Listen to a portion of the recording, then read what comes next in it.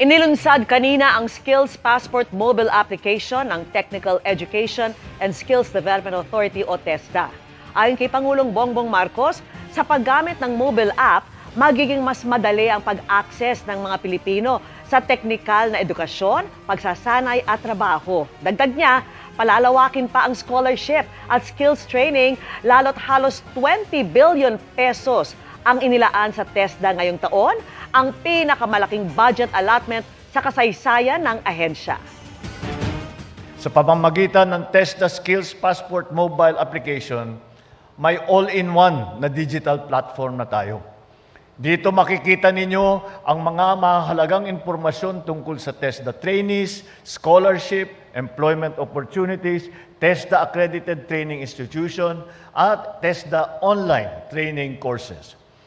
Meron din itong function na tumutulong sa mga gumagamit na planuhin ang kanilang mga pagsasanay.